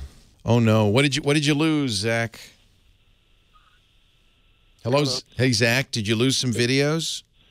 Yeah. I was at a Beatles festival last week. Oh! And I recorded a whole bunch of videos, and they were taking up a bunch of space, and I checked Google Plus and made sure they were backed up, and so I deleted them. Oh! And it turns out they weren't backed up on Google Plus, so. They hadn't been uploaded yet, and so you're looking at them and they're not there. Yeah. Windows? I think no. Mac? Yes. Okay. And there are, first of all, stop using that computer. Because anything you do on that hard drive could overwrite the videos. Guess what? They're still there until they get overwritten, but we'll have to talk about how to get them back when we come back. Leo Laporte, the tech guy. I am Leo Laporte, the tech guy. Before the break, we were talking to poor Zach in Louisville, and then I kept you hanging. I'm sorry, Zach. You were at Beatles Fest last week. Were John, Paul, George, and Ringo there? No, unfortunately not. But. No, of course not. But some pretty good Beatle bands. Mm-hmm. I love the Beatles. I am and I'm glad to hear a young person's into the Beatles. That's nice to know. The Beatles someday, it'll be like Mozart, right? Or Beethoven. Rock and roll! Is that your roommate? On your phone. Who's that? That's my dad. Oh, tell Dad you're on the radio. On your Android phone. Tell him say, Dad, he's on the radio. Come on. Hey, I'm on the radio, Dad. I know. Tell him it's on your Android phone. Oh, he says it's not your Mac. It was your Android phone. Yeah. Thanks, Dad. That does make a difference. Yeah, because the Mac is easier to recover than an Android device. It is still there. I mean, file systems are the same, really, even in mobile. When you delete data, they don't actually delete the data. They just mark it for reuse so that if something needs some storage, they can use it. But I don't know how you do that. Let me ask the chat room, are there undelete programs for Android? That's an interesting question. You're sure Google doesn't have it? I'm pretty sure, yeah. Dang. This is a lesson for people who use the cloud. I've said this before. When you back up something, deleting the original means you don't have a backup anymore. A backup is only a backup if there's 2 or more copies. Was it on an SD card or was it internally in the phone? It was internally. Yeah, that's too bad. Because if it were an SD card, you could pop that out, and there are recovery programs you can run against a micro SD that could get it back. I think what you need to do is mount that. Gosh, I don't know if this will work. You're going to mount it via USB. Most Android phones have, if you connect a USB cable to a computer, it'll say, do you want to be, should I be a camera or a hard drive? And you say a hard drive. Good, look at this. Chat room to the rescue. Ease US, that's a company that does great utility software, some of it free. EASEUS.com has an Android data recovery program. Well, what? It exists. And I trust those guys. They do good stuff. I've recommended them before. EASEUS.com. But don't do anything with that phone. You know, anything you save to that phone now is going to potentially erase those videos. But, you know, here's the good news. The Beatles, they're going to get together again, and then you can get more videos. Yeah. No. What's your dad's name? Jeff. Thanks, Jeff. You got a nice boy there. All right, thanks. Thanks for the call, Zach. Oh, man. That's good to know, though. Make a note of that one. Ease US makes an Android recovery utility. I think I don't know what file system the Android uses. Probably a Linux file system like ext2 or 4. I don't know. Probably not FAT, the Windows system. So you need a tool that's specific to that file system. But no matter what, I don't know of any file system that actually deletes data unless you explicitly say delete it, you know, or secure erase it. In every other case, it just says, yeah, you can use that if you need to. It's pretend there's nothing there because it takes too much time. Why erase it? Apple's Macintosh has a secure erase. You can secure erase something when you drag it to the trash can, and that will overwrite the data and make sure that it's not recoverable. But it takes a while. You probably prefer, you know, most cases you just want to mark it with an upside down E and say, it's available. Anybody can use that. Wow. Thanks for the clarification, Dad. Appreciate it. Debbie, San Marcos, California is next. Hi, Debbie. Leo Laporte, the tech guy. Hi, Leo. Thank you for being there. Oh, my pleasure. Thank you, Debbie. I'm having problem with, I have an antique MacBook. It's a 2007. Okay. When I plug my iPhone 6 Plus into it, the last couple of times it was not recognizing it. I'm trying to transfer my pictures over to the computer. It recognized it today, but it won't download anything, and it keeps saying iPhoto quit unexpectedly. You know, that's happening to me with the new photos. Cannot get it to work. Crashes every time. So here's some good news. You can turn on Wi-Fi syncing on your phone. Okay. It's slower, but it will just you have a Wi-Fi network at home? Yes. Yeah, and your phone's on it, I'm sure. So turn on Wi-Fi syncing or iCloud syncing. Wi-Fi syncing will sync to your desktop. iCloud syncing will sync to Apple's cloud storage. Either way, you don't have to connect it to your computer. You don't have to run iPhoto. It'll just do it. Oh, okay. Yeah. Okay. In all of my photos, I did buy extra iCloud storage. Perfect. All of my photos that they're there somewhere, I just need to figure out how to find As long as you have the syncing turned on. If you don't turn it on now, it will sync up. Yeah, Okay. you bought that storage. That's why. That's your backup. Okay, excellent. In fact, you can go onto your computer now, log into iCloud.com, and there's your photos. You can even download them to the computer. It sounds like iPhoto's having problems. Yeah. Okay, great. Okay. Thank you very much, Leo. That's why they made the cloud. Thank you. Great to talk to you. Yeah. It's nice when I can help somebody instead of say, no, you erased those Beatle videos. They're gone. They're gone forever. But cloud backup, see, we always talk about it. And that's why this Google thing's such a big deal. Cloud backup.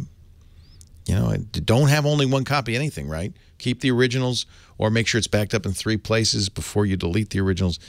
But the cloud is great. Ted's in Pennsylvania. He's our next caller. Hi, Ted.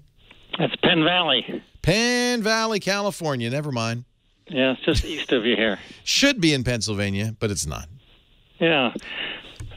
Adobe's been bugging me last week to update the Flash player, you know? Yes. Do it, because that's a big deal. Well, it keeps saying it quit unexpectedly over and over. So now bad guys, by the way, will often say, hey, I got the new Flash player for you, and it ain't the new Flash player. So I would recommend going to Adobe, let me see what the site is. Something like getflashplayer.com. And go to adobe.com and get it directly from them. And if you download the Flash installer and then put it on your hard drive, you run it like installing any program. And that is a far safer way than just seeing a pop-up and responding to it. So I think, let me try this URL. I think it's flash.adobe.com. Nope, that's not it either. Well, just go to adobe.com. You'll have to go through some menus, but you can find it. It says I have an installer error, but yeah, well, let's get it from the original source, why don't we, and make sure. If you download it now from Adobe and it doesn't work, then there's something else going on. But I bet you that would work. Maybe it's because I'm not into Yosemite yet? No, shouldn't matter.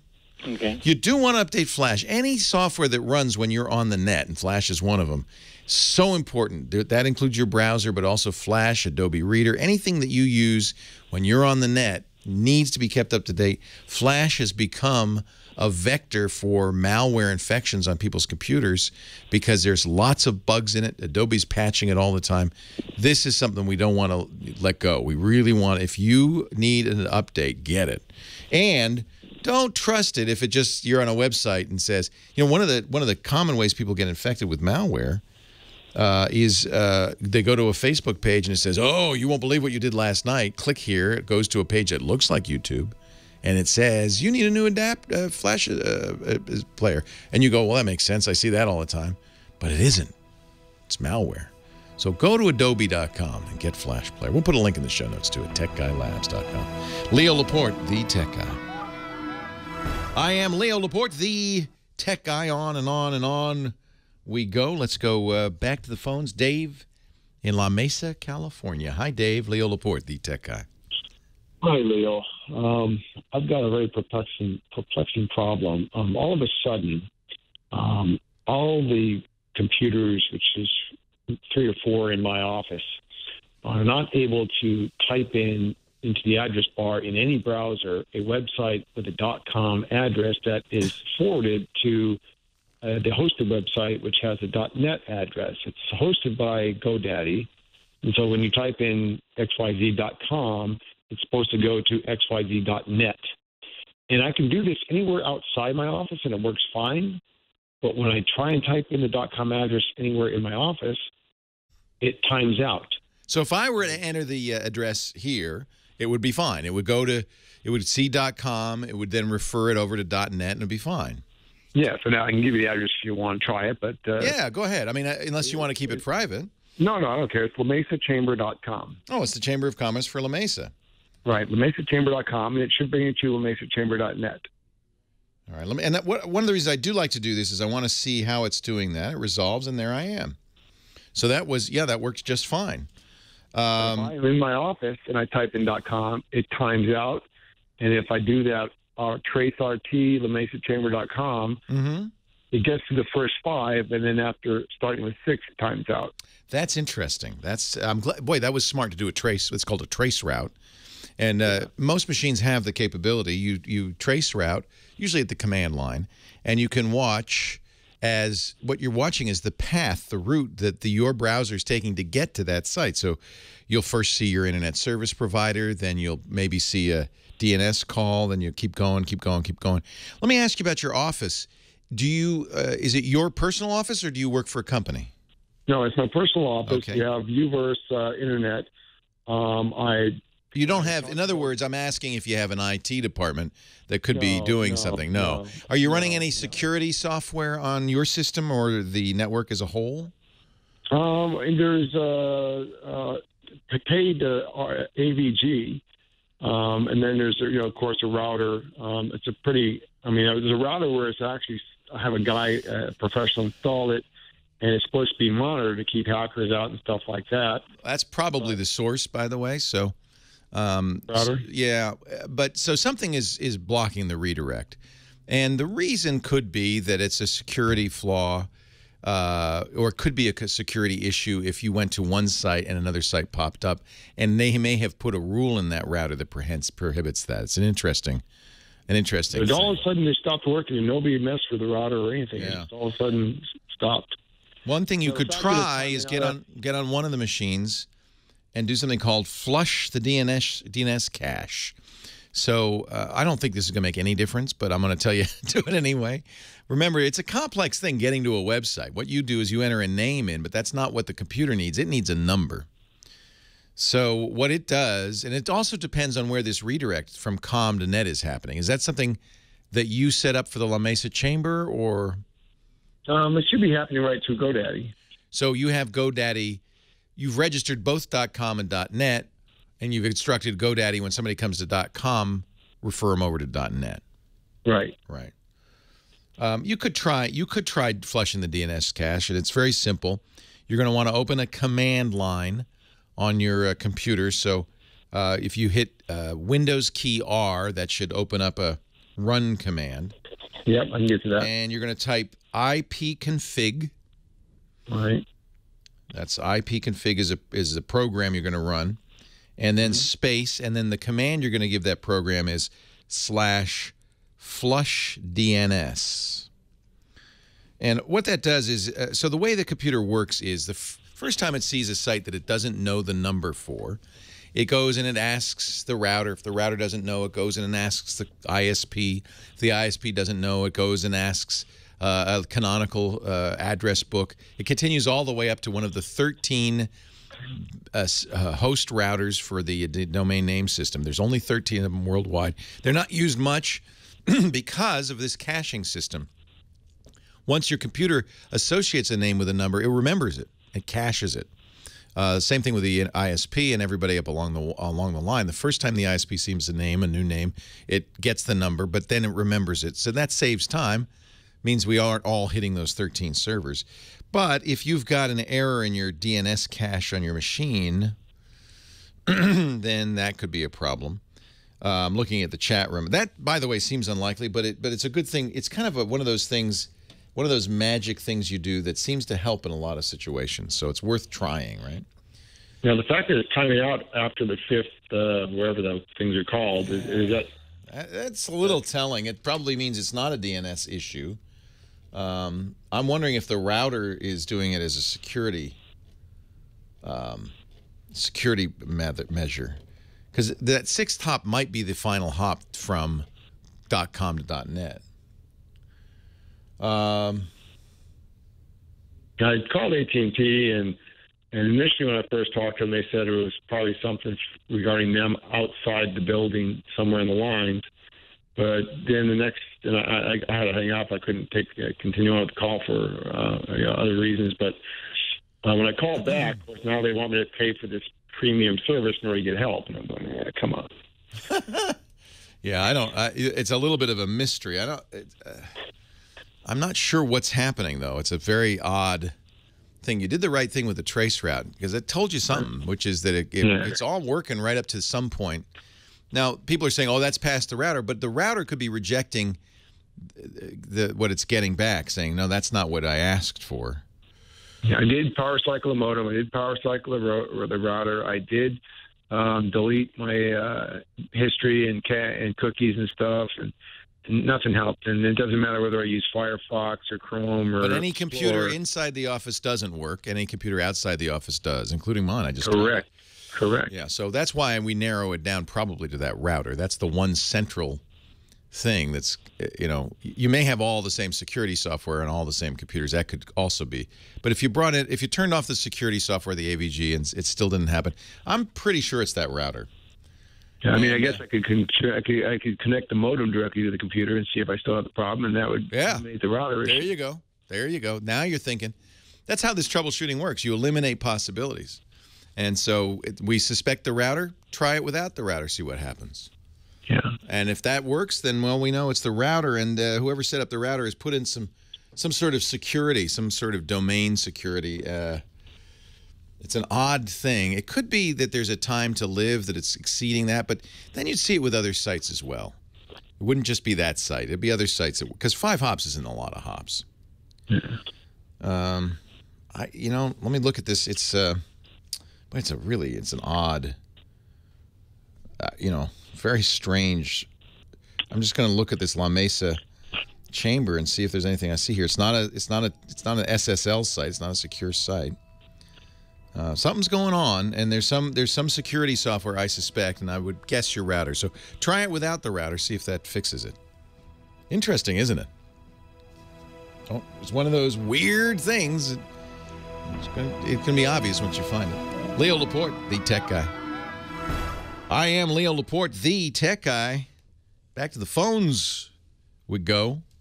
And Matt is on the line from Ventura, California. Hi, Matt. Hey, how are you? I'm well. How are you? I'm doing awesome. Love the show.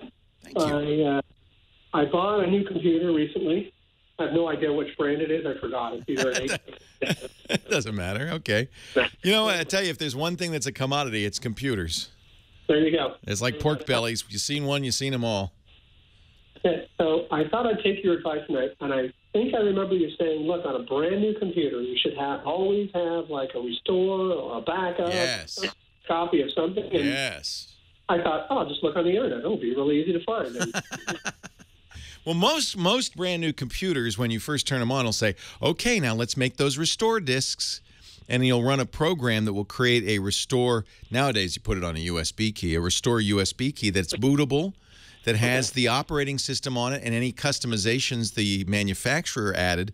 You run that. In fact, they'll want you to have that, because if you call the manufacturer and say, hey, it's not working, the first thing they're going to say is, you know that recovery disk we made? Let's restore, because we want to get that hardware back to the way it was when it came from the factory before we diagnose a problem.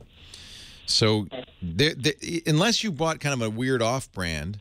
Costco, and it's either it's a name brand. But it's a name brand. It will have a way to make those disks or USB key. It may be in, since you probably ignored it when it asked, did you just turn it on? I've turned it on, and I've eliminated some of the junk on it that I don't need. I don't need all these extra.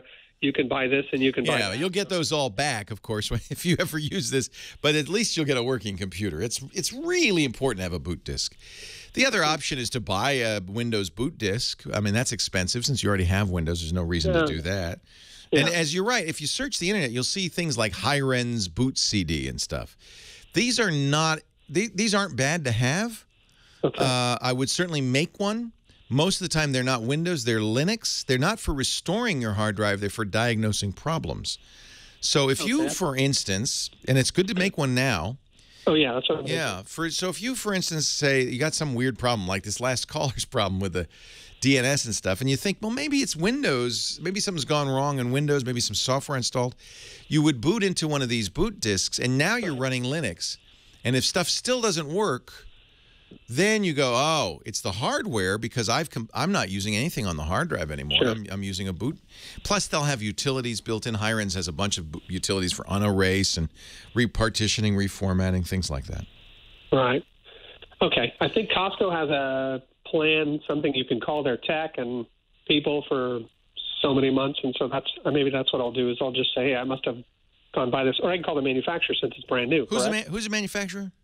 You know, I honestly, what I would do is Google the manufacturer's name, and there's going to be or you could just browse through your start menu. There's a program in there that says make recovery discs or something of that effect. Okay. If there's not, then then you should call the manufacturer and say, hey, what the heck?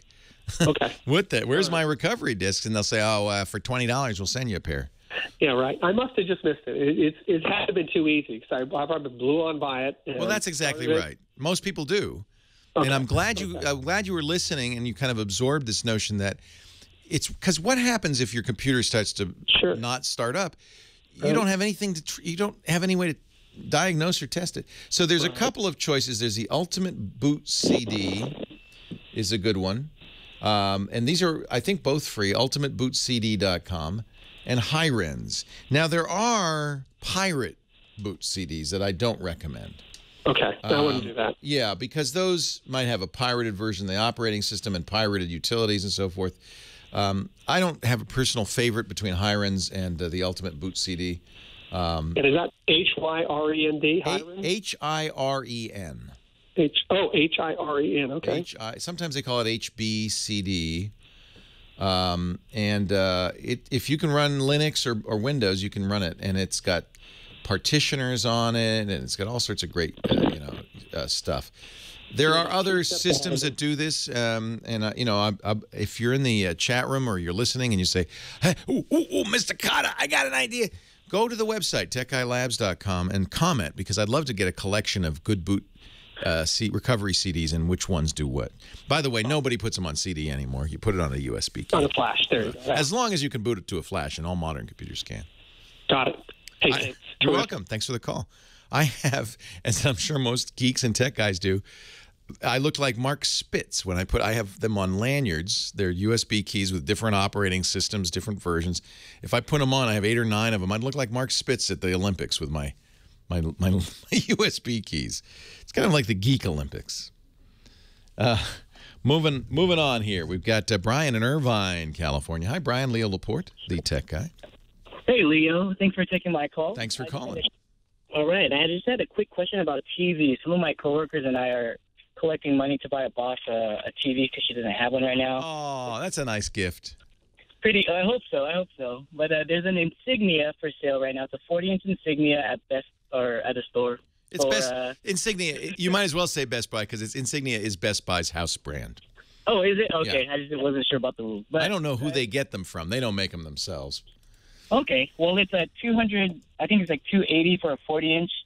I didn't know if it was like if it's a good brand, or will it end up breaking on her like later on, or is there a different brand that you would recommend? I would look at Vizio before I'd look at Insignia. Oh, okay. So the Insignia, it'll probably break down later on? I'm not a fan. It's not even that. They're just not as good as, for the price, as Vizio's great. Look and see if you get a Vizio. It might be $100 difference. It probably wouldn't. That's a small... Nobody wants a 40-inch TV anymore, so those are cheap. Oh, really? 40 inches too small? Not for your boss. All right. She'll be happy with anything you get. But, yeah, most of the time people want to start at 50 or maybe even 55 inches. Oh, wow. 40 used to be big when we had big CRT tube TVs. Right, Man, if you had a 32-inch TV, you were living large. But on an LCD, these flat panels, 40's pretty small. I mean, if she has a small apartment and likes to sit real close, Vizio 40-inch on Amazon, I'm told from PDO 999 is $348. So it's a little more expensive. But I think they're better than Insignias. My buddy of mine, he recommended 2 brands. Like there's a Samsung that he recommended, and he recommended a D's. Samsung's great. I don't know. D's? I don't know. I don't know D's. Samsung or Vizio, fine. Either of those would be great. LG is great. Sharp, Sony, Panasonic, the names you know, those are fine. D's? Yeah. Insignia, All right. I think Vizio's the best bang for your buck. They're great TVs. They're affordable. They have Netflix built into them. You know, all the smart TV features built into them. Nicely done. I'm a fan. It's a company that decided we're going to make a low-cost TV that is as good as some of the big names. They were second tier. I think they're coming up. I frankly think they're as good as Samsung until you get to the very high-end stuff. Who makes Insignia? I wonder. I mean, obviously Best Buy doesn't make them. They buy something and stick the Insignia brand on it. I am not a fan. And if you look at reviews around about the net, I think you'll see I'm not alone. I'm not the only non-fan. 8888 Ask Leo. Let's see. I think we'll take a break. We're running up against the clock, and I don't want to start another call with only a few seconds left. Do want to remind you again, techguylabs.com, the website, is the resource where you can not only see everything, you know, all the show notes are there. They go up very quickly thanks to James Deruvo. Tip of the hat, James. And we also put audio and video up there after the fact, so if you miss a show, you can go back and see it. But the real important part there is the comments, because if you have an experience with a kind of TV or an Insignia or whatever, if you have a solution for our previous call, those things live in the comments, and we really appreciate that. There's no fee. There's no sign-up. It's wide open, and we put it there as a resource for you. techguylabs.com. I'm Leo Laporte, the Tech Guy. Leo Laporte, the Tech Guy. How did this happen? Final segment of the show. Almost out of time here. Let's get a few more calls in before we wrap things up. Lillian is on the line. Oh, I'm so glad to talk to Dr. Mom from Long Island. Hi, Dr. Mom. Hey, Leo. How you doing? Dr. Mom's a regular in our chat room, an old friend at this point. I feel like I know you. Well, I've met you a few times. Yeah, we've met a couple of times. Calling in today to talk about the Amazon Echo, which just is continually getting upgraded, and I think is getting better and better as they keep upgrading it. It's driving me crazy because I was a laggard. You know, Amazon put these out for sale, I don't know, maybe 8 months ago. And if you got on there right away as an Amazon Prime member, you could get it for $100. But they're slow to make them, I guess, because I finally, you know, I played with a few and I went, wow, this is great. I finally ordered it. I'm not going to get it till next month. And now I keep seeing you talk about how great it is. It's making me nuts.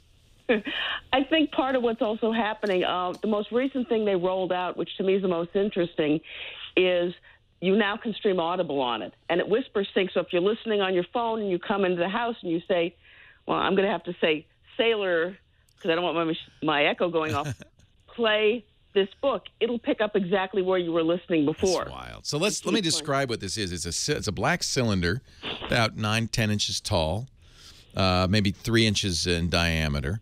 It has a speaker around the bottom, has a microphone and a button on the top. When you take it out of the box, what is that like? First of all, I got to tell you its name. It comes from Amazon, but its name is Alexa. And I don't want to say that aloud because, like SIRI and Google Now and all these others, if I say it, it'll wake up. And it won't just wake up for me. It'll wake up for everybody listening to the radio. Thousands of people will get mad at me. So, including you, Dr. Mom. So I'm not gonna say Alexa. I'll call it Shirley. No, because then that'll set Siri. I mean, yeah. So anyway, I'll call it Shirley. So you set it up. What's the setup like? The setup is pretty painless. Obviously, I got in early on the Amazon Prime lottery when they were kind of picking people's names out of a hat to get one early. You get it home, you plug it in an area where you have Wi-Fi, and then you have to put an application either on an Android or an iOS device to control it. Okay. That links to the Echo. And then the Echo, you use that to set up the Wi-Fi. That's just for setup or changing it around. You could change its name from Shirley, quote, to Amazon. You can say, hey, Amazon, if you want. And you just said everybody else's. Everybody said it to Amazon, so I wouldn't say Shirley. And then the other things is over time they've added things such as TuneIn Radio, Pandora, and such. Use the app to say, okay, link to my account, link to my account. Most interesting things they've been putting in recently, and what I find fascinating, because initially it was kind of like, okay, this is cute. It's a toy at first, isn't it? Yeah. Remember we were all making fun of, that ad they had? Yes. With the family sitting? So you'd say, hey, Shirley, tell me a joke, and it'd tell you a really bad joke. Hey, Shirley, how many cups in a quart? And it'd tell you what you knew already. So there are a few things it was useful for. People would leave it. Where do you leave yours? Mine is I have a kind of a family room kitchen area. That's the right place. Yeah. So it's central in the house. But once they started adding the radios, streaming your Amazon Prime Music library, which it won't stream Google Music. So if you have a big Google library, that's not surprising, is it? Right? They're gonna favor Amazon. That may change because the things they've started adding recently, they started linking to the smart home, the Belkin Wemo system you can control. Okay. Your Hue lights can be controlled. Well, see, imagine. I mean, this is like HAL 9000 in 2001 or the computer at Star Trek. Imagine that you're just standing in your living room and you say, "Hey, Shirley, tune in the Tech Guy," and it starts playing the Tech Guy show. In fact, that's exactly what would happen, by the way, if you did that. That's exactly. Or what I've been looking at more, because remember, I'm a physician, I work with disabled patients. You're getting to the point where you have a voice-controlled device that somebody who's bedbound or has quadriplegic or quadriparetic, where they have difficulty moving all four limbs, can turn things on and off, can get things going, can literally do their I might get one from Mom, because I can absolutely see my mom. She loves listening to audiobooks. She listens to this show, of course. She listens to music. I can absolutely see her saying, "Hey, Shirley, play me a tune." It would be nice. Now, how is the speaker? It's not a stereo speaker, right? No. I don't listen to a lot of music. I tend to listen to a lot of audible books. Yeah. And for listening to audio books, for listening to TuneIn Radio, Pandora, and it's fine. I think if you were looking for high-quality speakers, you're not competing with a Sonos system or even just a good surround sound system. I'll tell you what struck me interesting. The most recent thing they added was Audible. I am thrilled because, as you know, I'm a major fan of Audible. They're a sponsor, we should mention. But I just love them, and I have hundreds of audiobooks. So I could just say, "Hey, Shirley," what do you say? Listen to the name of the book? Or yeah, you say, "Hey, Shirley, play," and the name of the book. But as I said, what's interesting to me, this latest update, was, remember, the Audible model has always been you had to download the book. Right. This is streaming now. Yeah. This is not downloading, which means that Amazon/Audible is changing their way of delivering the content. Opens it up to possibly having apps in the car, having apps elsewhere, where you don't have to download the media, and you can just get it to stream. And that's a major change in how they've been delivering the content. Yeah, they changed that too, because I can listen to audiobooks from Audible now on my Chromebook, which doesn't have an Audible player or software, because I can stream it from the website. So I think this is something Audible sees the light. Of course, you have to validate that you have an Audible account, because they don't want piracy. But I think this is great. I can listen to my audiobooks anywhere now. And boy, I love the idea of telling that Amazon thing, Shirley, play my audiobook. And the fact that it knows where I left off is really great. Oh, it's a pleasure. As I said, I sit there, listen to a book. I'll suddenly turn around because I'm cooking, like I'm making jambalaya tonight, and I'll say, "Hey, sailor," set the timer for 15 minutes. Stops the book, says, "Okay, your timer's set." Oh, Goes nice. back to playing the book. Oh, I can't wait. I think I'm putting it in the kitchen too. I think it belongs in the commercial show. It belongs in a family room area. I don't want my family talking about it. I want it. Well, actually, what we're probably going to end up doing, and I could see this happening, is having them in several places. But what I'd love to see, Amazon, Jeff, if you're listening, Jeff Bezos, CEO of Amazon, it should play all the different music things like Spotify and Google Music, and I should be able to hook it up to my stereo. If Sonos came along, for instance, and incorporated this capability into a Sonos, man, would I be happy. Well, they recently also added syncing with your Google Calendar. Oh, yeah. And it syncs, and I can say, "Hey, sailor, what's my schedule for tomorrow? What time is my first I wish we could name it Sailor. There's only two names, right? Correct. Alexa and Amazon are the two names. Yeah. Right. But I'd love to be able to name it anything, and I'd give it a really weird name. I like Hey, Sailor. Hey, Sailor. How many cups in a quart, Sailor? I like that. So you could do your calendar. You can listen to music. You can play radio stations or podcasts. You can now listen to your audiobooks. You can ask it to tell you jokes. I feel like it's getting smarter and smarter. This is a really interesting play. And who would have thought it? You'd think this would come from Apple or from Google or from Microsoft with their Cortana. But from Amazon, that's out of left field. And it also now is starting to move into smart home. It's controlling the hue lights. It's controlling the Belkin Wemo system. I've talked to the developers over at Smart Things. They're working on integrating it in. Imagine, but and the real reason Amazon does this, you can also say, "Hey, sailor, I need a pack of Camel menthols," and it will add it to your Amazon shopping list, right? It will absolutely do that. Plus, it's now integrated into If This Then That. Ah. The Amazon shopping list and have it show up on your Evernote shopping list. Nice. Sounds great. Hey, Dr. Mom, thank you for the review of the Amazon Echo. It's $150 now for Amazon Prime members, $200 if you're not a Prime member, but there's a very long waiting list. They can't make them fast enough. And they won't even let me order a second one because I was going to put a second one upstairs. We have a You can only have one? Only one. You've ordered yours. Thanks, Lillian. Leo Laporte, the Tech Guy. Well, that's it for the Tech Guy Show for today. I'm Leo Laporte. Thank you so much for joining us. Don't forget, the Tech Guy is just the tip of the iceberg. We do nearly 30 shows now on the Twit Netcast Network, and you'll find them all at twit.tv. We talk about Windows on Windows Weekly, Macintosh on MacBreak Weekly, iPad on iPad Today. You get your daily dose of tech news from Tech News Today, and our weekly roundtable show, This Week in Tech. It's all at twit.tv. And I'll be back next time with another great Tech Guy podcast. Thanks for joining me. See you next time.